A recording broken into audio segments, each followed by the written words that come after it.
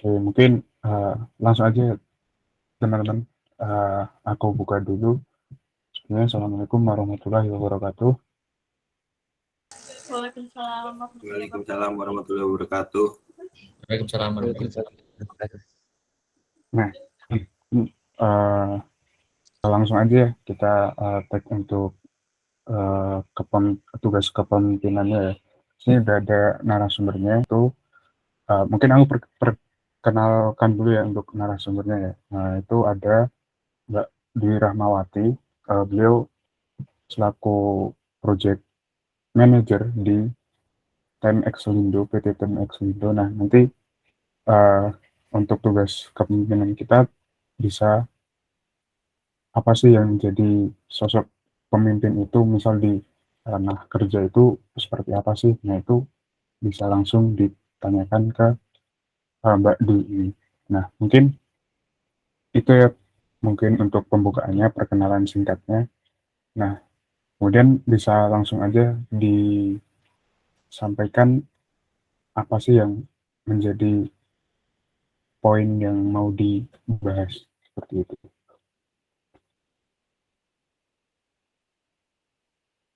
Mungkin dari Mas Abi, Mas Kita, atau Angga, Toritra.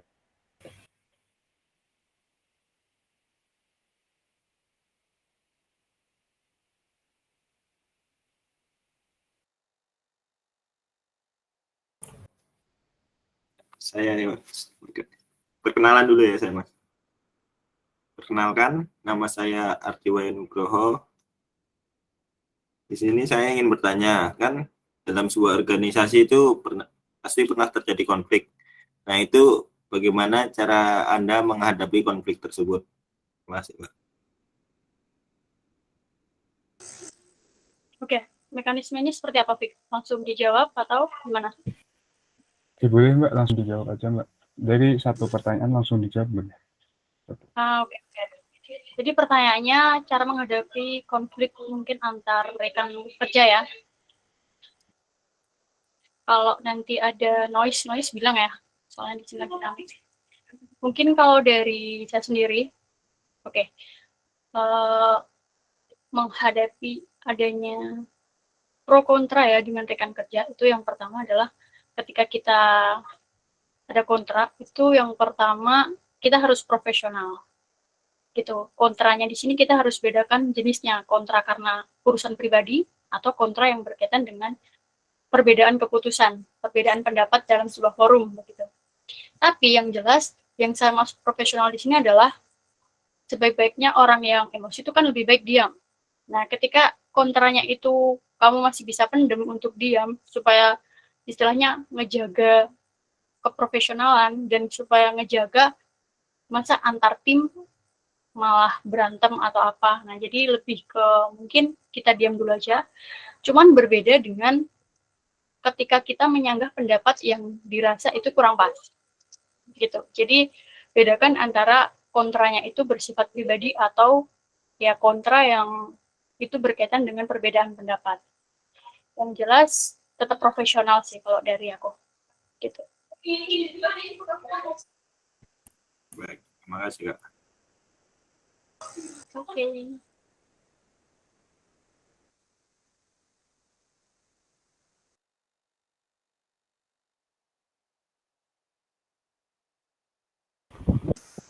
Dari yang lain.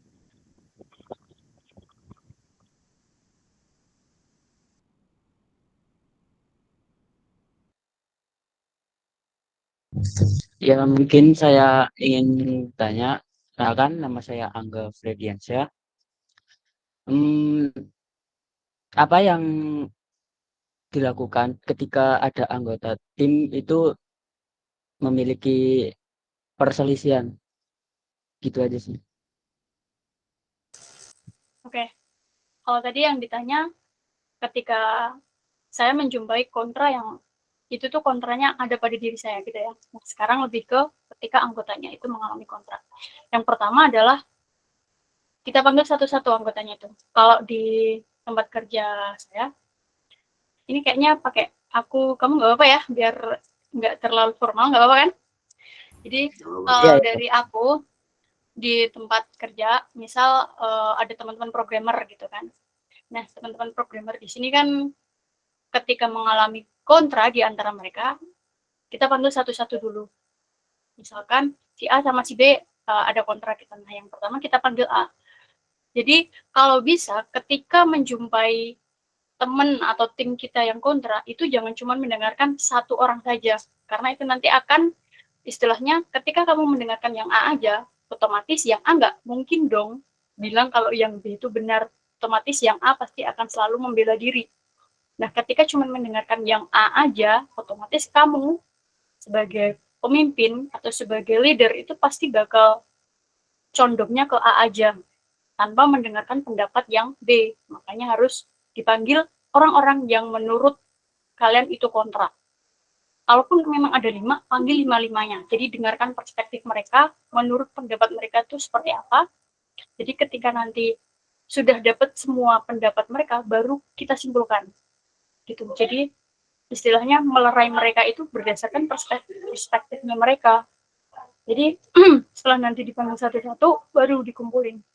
Pas dikumpulin baru, oh menurut pendapat saya, alangkah baiknya gini. Gitu. Jadi lebih ke dengerin perspektif yang pertama, terus yang kedua dikumpulkan bareng, kita menyampaikan perspektif kita juga berdasarkan ke 5 orang tadi, misalkan ada 5 orang. Terus yang ketiga, kita balikan lagi ke mereka, enaknya gimana gitu. Karena kan kita satu tim. Ya mungkin dong satu tim diam-diaman atau memupuk permasalahan itu. Jadi kalau bisa, kalau memang ada kontrak, jangan sampai itu dipupuk. Karena kalau makin lama itu jatuhnya dongkol di hati. Terus bisa aja yang kalau nggak betah, itu bakal resign. Nah nanti kayak kitanya sendiri sih yang merugi. Itu Mas, apa tadi? Angga. Baik, terima kasih. Oke.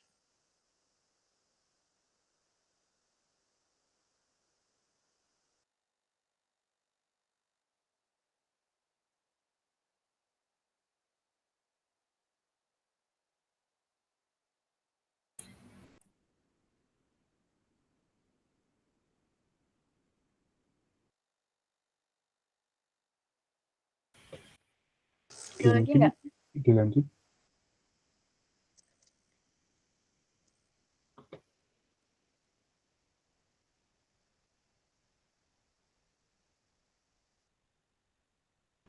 Mungkin aku aja ya Kak. Ini perkenalan dulu kali ya. Aku Rendra. Mungkin udah tahu ya Mbak sih.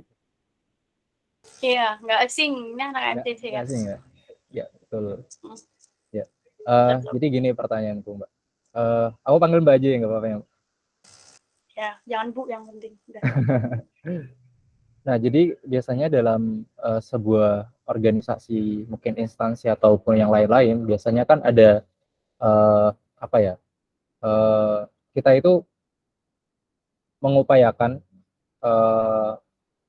kita memimpin seseorang dengan apa ya, jiwa kompetensi ya, kompetensi seperti itu. Nah, tapi kan jiwa kompetensi seperti apa sih yang harus dimiliki, yang harus kita tumbuhkan ke ibaratnya yang sedang kita pimpin gitu. Karena kan pasti bentuk untuk apa ya, untuk jiwa kompetensi itu nggak hanya satu gitu, pasti ada yang kompetensi mungkin dalam hal baik ataupun dalam hal buruk. Nah seperti itu. Nah gimana sih cara kita membawa atau cara kita menumbuhkan jiwa kompetensi orang-orang yang kita pimpin, tapi dengan hal yang baik gitu. Nah mungkin seperti itu Mbak. Oke. Pertanyaannya bagus sih. Cuman mungkin hampir sama ya, tadi penyebutannya Taufik menyampaikan kalau aku tuh project manager di TE. Bentar ya.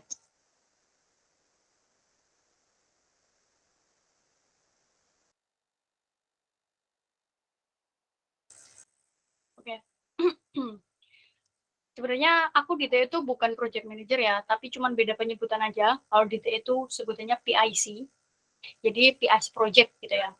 Nah, kalau tadi pertanyaannya kompetensi apa sih Mbak yang harus memang kita kembangkan sebagai seorang leadership yang bagus? Yang pertama adalah pahami dulu job desk kamu di tempat kerja itu. Atau kalau kamu di sebuah organisasi, misal ketua organisasi, pahami dulu job desk ketua itu seperti apa. Itu yang pertama. Terus yang kedua, ketika teman-teman sebagai seorang leader, nanti memerintahkan anggotanya, kalian harus paham dengan apa yang kalian perintahkan. Kalau dari aku ya pengalaman, kan di atasnya manajer ataupun di atasnya PAC kan pasti masih ada level berikutnya. Kalau di tempat aku tuh direktur, kayak gitu. Nah, ketika direktur itu memerintahkan bawahannya, ya kan, istilahnya, tapi sekedar, misal nih, kamu disuruh makan, kamu makan deh, gitu doang. Kita pasti bakal bingung, mau makan apa? Mau makan nasi, makan mie, makan apa, ya kan? Jadi harus sedetail mungkin kalau kita memberikan pengarahan ke bawah kita. Misalkan kalau di organisasi, ya kan, ada yang namanya event tahunan, misalkan nanti ketika pimpinan atau leader itu memberikan arahan, kalian harus paham dulu yang kalian arahkan itu konsepnya seperti apa. Jadi ketika bawahan itu menanyakan secara detail, kalian nggak AIO. Jadi kalian benar-benar tunjukkan kewibawaan kalian, oh kalian tuh paham loh apa yang kalian perintahkan. Itu yang kedua. Terus yang ketiga adalah ketika kalian melarang bawahan kalian untuk tidak A, kalian juga jangan melakukan A gitu. Karena kan memang kalau bisa sebagai pimpinan yang baik itu juga memberikan contoh yang baik. Itu yang ketiga. Terus lebih ke profesional ya. Kalau nggak cuma di tempat kerja sih, aku pikir untuk di sebuah keorganisasian juga harus profesional. Pun misalkan nih biasanya ada chinlock ya kan dalam sebuah event ataupun di tempat kerja juga harus profesional. Itu menunjukkan bentuk dari seorang leader yang bagus. Sama yang ketiga mungkin skill komunikasi bisa dimanfaatkan karena kan sebagai seorang leader pasti berkomunikasi dengan banyak orang. Pun kalau ada yang bilang, Mbak, aku orangnya introvert. Introvert ini tuh kalau menurut aku cuman lebih ke bentuk support dalam diri, bukan bentuk dari kepribadian. Jadi kalau kamu orangnya introvert, pasti itu maksudnya adalah supportnya yang ada dalam diri. Tapi kalau untuk ketemu banyak orang masih oke. Untuk ngobrol banyak orang juga masih oke untuk dilatih. Dan yang terakhir menurut aku, jaga kepala terdingin sih. Mau punya masalah dengan keluarga, mau punya masalah dengan mungkin yang punya pasangan, punya masalah apapun, jangan dibawa ke tempat kerja atau organisasi. Karena kasihan kalau imbasnya ke anggota kalian. Gitu Mas Pak Rindra. Semoga menjawab. Oke, Mbak.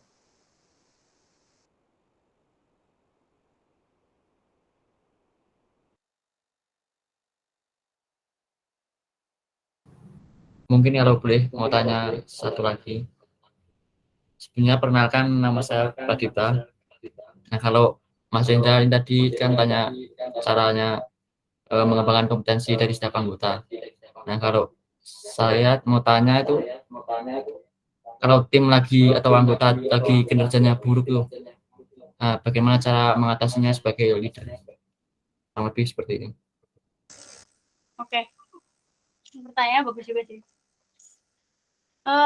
Gimana cara mengatasi untuk anggota tim yang mungkin rada sedikit bandel dengan tugas yang kita berikan, gitu ya.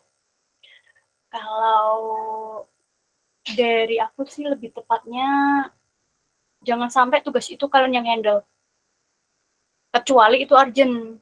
Dalam artian ketika kalau aku di tempat kerja itu mungkin lebih tepatnya rekan kerja ya, bukan anggota, tapi lebih ke rekan kerja. Itu teman-teman programmer. Kan biasanya kalau kita nge-manage sebuah project itu kan pakai yang namanya tools management.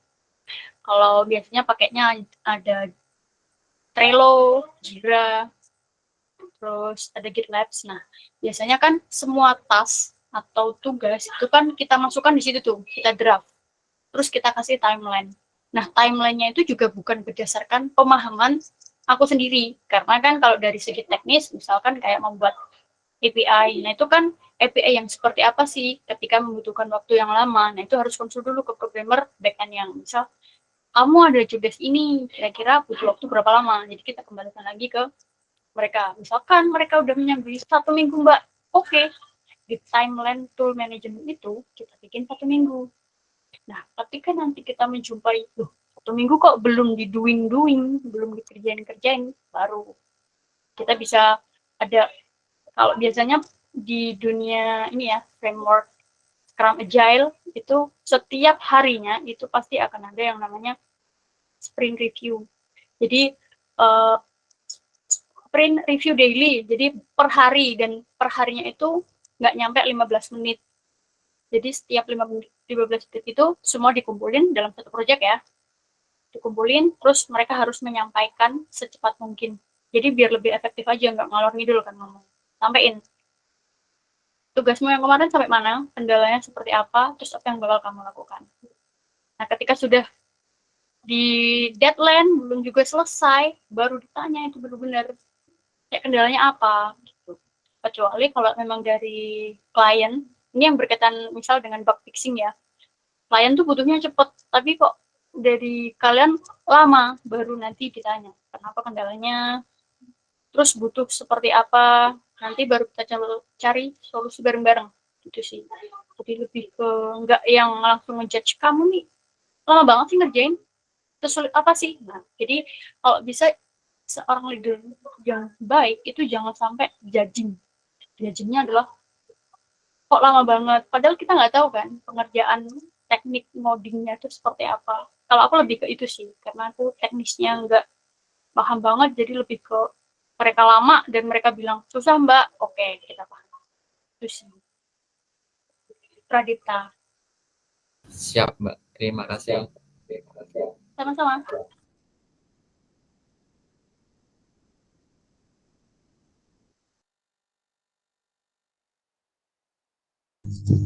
Mungkin saya ingin bertanya lagi, mungkin ini satu pertanyaan terakhir mungkin. Tadi kan Mas Dita udah bertanya tentang kayak kinerja yang kurang memuaskan dari salah satu tim, itu udah dijawab oleh Mbaknya. Nah, sekarang untuk kunci keberhasilannya itu dalam mengerjakan target kerjanya itu seperti apa? Terima kasih. Sama-sama. Oke, kunci dari supaya proyek itu bisa berjalan dengan baik sesuai dengan timeline, yang pertama adalah bangun kerjasama yang baik. Itu yang pertama. Kita kerjasama dulu nih, proyek ini misal ada nilainya sekian, wah gede nih, tapi jangan dilihat dari gede kecilnya proyek, maksudnya nominal ya, jangan dilihat dari situ, tapi dilihat dari relasi. Karena kalau di kantor sendiri, di TE ya, ketika punya klien, biasanya kan kliennya itu ada pemerintahan lah ya, misal kayak Pemda. Ketika nanti misal proyek di Pemda itu hasilnya bukan hasil, nominalnya itu nggak begitu gede, jangan dianggap remeh. Karena bisa jadi ketika proyek ini clear, nanti kedepannya akan ada proyek-proyek baru dari channelnya Pemda itu. Jadi yang pertama harus bangun kerjasama, jangan dilihat dari nominal yang besar atau kecil. Terus yang kedua, hindari kontra tadi.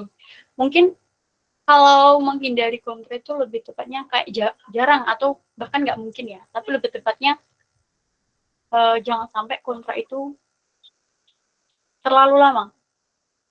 Jadi kalau memang ada kontra, 1 hari 2 hari langsung cut kontra itu dengan cara tadi. Yang pertama udah sampaikan tadi ya. Terus yang ketiga adalah sampaikan juga kendala kalau memang ada kendala. Jadi jangan sampai kayak merasa tertekan dengan deadline yang diberikan. Toh deadline itu juga aku tanyain ke kalian gitu. Jadi kalian kan yang menyampaikan deadline nih. Jangan sampai kalian merasa tertekan dengan deadline itu. Terus yang selanjutnya itu adalah ketika ingin proyeknya itu bisa berjalan dengan baik, sampaikan kalau di kita kan sebenarnya programmer itu masih ada leadernya lagi. Kalau aku sendiri kan sebenarnya lebih ke PIC management ya. Jadi yang menjembatani klien dengan programmer tuh kadang dari manajemen. Misal klien itu punya penambahan fitur atau ada bug fixing, jadi nanti kita yang sampaikan ke mereka. Dan itu tuh kadang nggak kenal waktu teman-teman. Jadi kadang malam, kadang ya kalau kebetulan ini ada proyek baru dari sekolah, ternyata Sabtu tuh masih masuk. Dan kita itu hari Sabtu sudah libur. Nah, Mbak, baiknya sebenarnya untuk proyek ini tuh kita harus seperti apa? Apakah kita profesional tutup Sabtu nggak bakal ngerjain karena kita kerja cuma sampai Jumat atau gimana? Nah, kalau dari aku pribadi menekankan ke teman-teman, tanyakan dulu yang jadi isu dari teman-teman klien itu tuh prioritas enggak. Kalau Sabtu itu benar-benar dibutuhkan, kita juga harus profesional karena kita kan ngebantu klien. Jadi mereka juga harus istilahnya sadar diri, teman-teman semuanya tuh ngerjain. Karena nanti kan itu juga bisa dihitung uang lembur ya. Nah itu tergantung kebijakan kantor sih, ada uang lembur atau enggaknya. Kayak gitu sih kurang lebihnya, Angga. Kerjasama ya. Kerjasama ya. Oh iya. Makasih ya, udah dijawab Kak. Sama-sama. Mungkin aku satu lagi deh.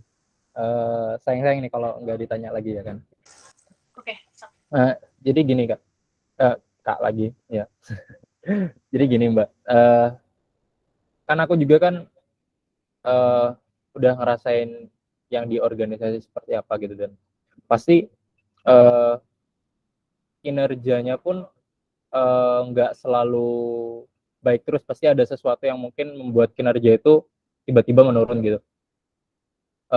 Terus mungkin pertanyaannya, kalau misalkan kita sebagai seorang leadership gini, evaluasi yang baik itu seperti apa gitu yang bisa kita berikan ke anggota-anggota atau orang-orang yang kita pimpin. Karena biasanya kan ada tuh evaluasi yang sekedar evaluasi, tapi ibaratnya kayak ya udah cukup eval aja di situ, tapi nggak ada perubahan ke depannya gitu. Nah jadi mungkin ada saran, mungkin evaluasi seperti apa sih yang baik diberikan untuk orang-orang yang kita pimpin gitu, agar mungkin kesalahan-kesalahan yang sebelumnya dilakukan itu nggak terjadi lagi. Nah mungkin seperti itu. Oke. Ya, pertanyaannya bagus. Gimana sih caranya mengevaluasi rekan kerja kita? Yang pertama, kalau dari aku itu gini. Pertama, pernah nih kita mengadakan forum. Jadi semuanya dikumpulin. Terus di open nih. Siapa di sini yang pengen menyampaikan sesuatu? Entah mulai dari fasilitas kantor, entah mulai dari teman kerja yang harusnya A tapi dia B. Itu nggak ada yang menyampaikan sama sekali. Sama sekali, benar-benar nggak ada. Dan kita harus mengubah strategi, terutama aku ya di bidang manajemen, kayaknya kita harus mengubah caranya gimana supaya mereka tuh ngomong dengan sebenarnya apa yang mereka rasain. Karena terkadang jangan sampai banyak omongan yang di belakang gitu loh. Jadi kayak si A ini, si B ini, jangan tambah. Karena lagi-lagi kita satu tim. Nah makanya nanti kita bisa fasilitasi Google Form yang anonymous, ya kan, atau ada form monkey yang itu juga tanpa nama.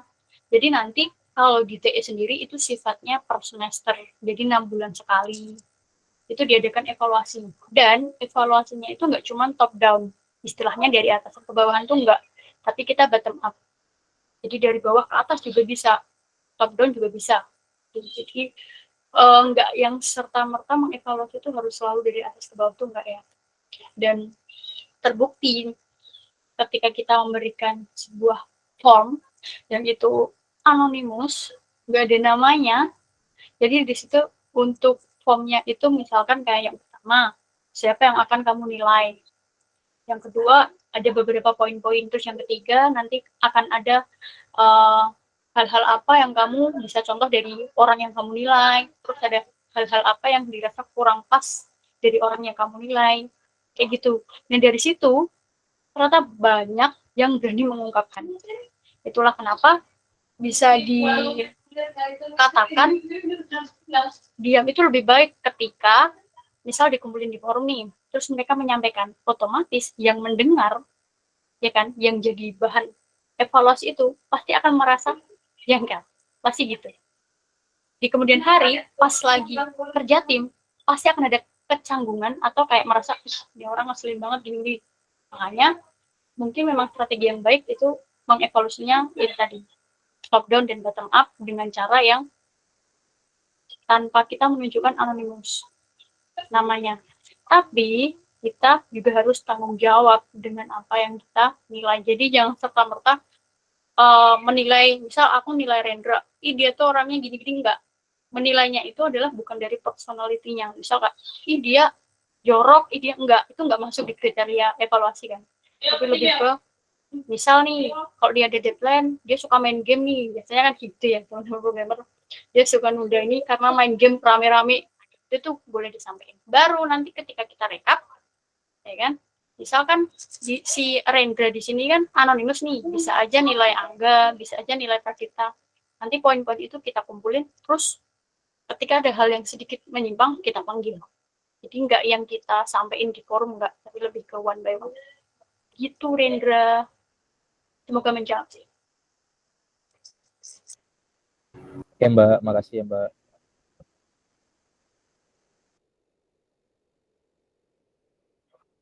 Kalau gitu mungkin ini aku balikin ke Taufik lagi ya.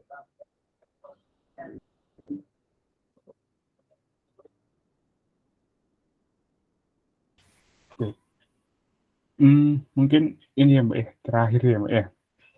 Tadi mungkin sebenarnya udah umum juga sih ya. Maksudnya udah terjawab semua gitu ya, pertanyaan-pertanyaan gitu. Mungkin aku lebih pengen ini sih, gimana sih mengorganisir teman-teman, apalagi kan Mbak Dwi kan sebagai PIC nih, mengorganisir teman-teman kantor lah katakan seperti itu, walaupun di kantor, di kerja ataupun organisasi itu nggak jauh berbeda gitu.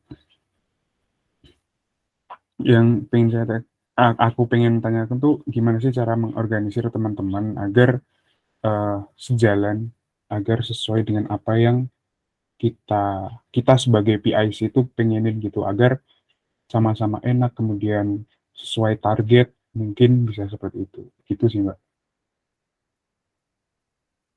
Oke. Jadi lebih ke gimana cara mengorganisir. Yang pertama, kalau dari aku lebih ke welcome ya. Jadi aku nggak mau pandang, mereka lebih dewasa, lebih dari segi umur ya. Dia lebih dewasa dari aku. Aku mau minta tolong ini, nggak enak, nggak gitu sih. Tapi lebih ke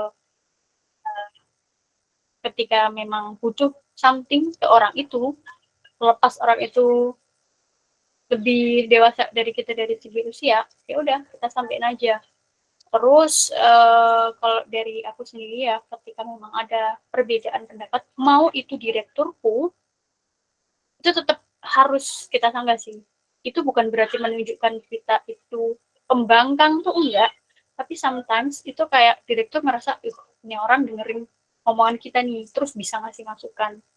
Jadi kalau bisa pun kalau kalian jadi leader dan masih ada leader lagi di atas kalian, jangan yang iya-iya aja gitu, tapi lebih ke tangkap apa yang mereka sampaikan, ketika ada yang ganjil, sampaikan.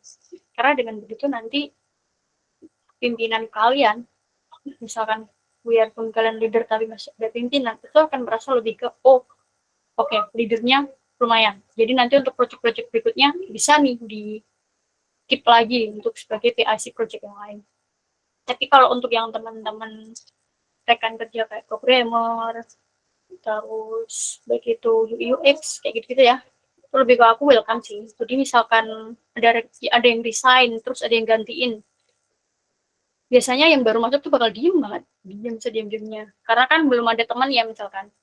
Nah itu nanti kita yang open dulu gitu. Jadi kayak sering ngajak ngobrol, kalau ada yang bingung kita sampaikan. Jadi gini-gini, lebih ke apa ya, bangun komunikasi yang baik sih Fik, sama teman-teman tuh. Karena kalau kitanya itu canggung, mereka mau menyampaikan something ke kita juga canggung gitu loh.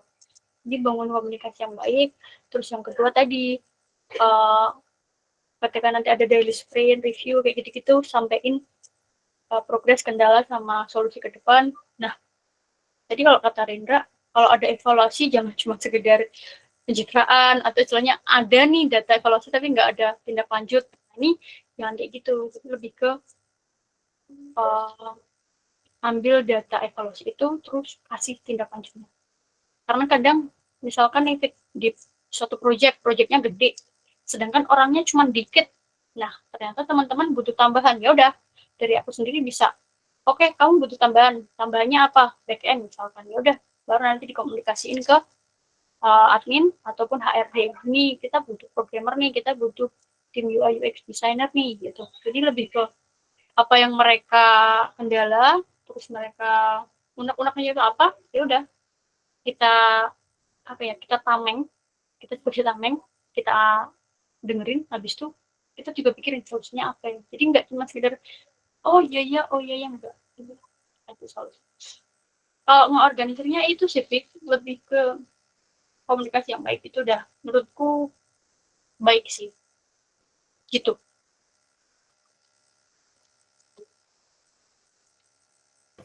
Oke deh Mbak, itu menjawab sih dari pertanyaanku tadi.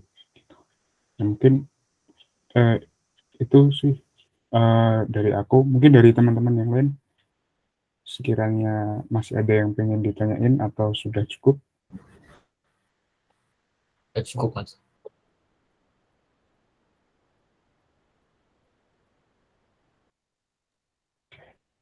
Dari yang lain? Aman, baik. Nah, mungkin itu ya teman-teman untuk apa ya, sesi tanya jawab ya, katakan seperti itu di malam ini. Kalau mungkin nggak ada yang ditanyain lagi, merasa udah cukup, mungkin bisa diakhiri langsung aja ya Mbak Dia. Ya, silahkan. Oke, mungkin itu ya Mbak Dwi yang pertanyaan yang kami sampaikan. Terima kasih sudah menjawab dan Anda menjawab dari tugas kami. Sebelumnya kami ucapkan terima kasih dan mohon maaf mengganggu waktunya. Langsung aja aku akhiri. Wassalamualaikum warahmatullahi wabarakatuh. Waalaikumsalam warahmatullahi wabarakatuh. Waalaikumsalam. Terima kasih juga teman-teman. Makasih ya, Mbak. Makasih. Semoga nilainya bagus ya.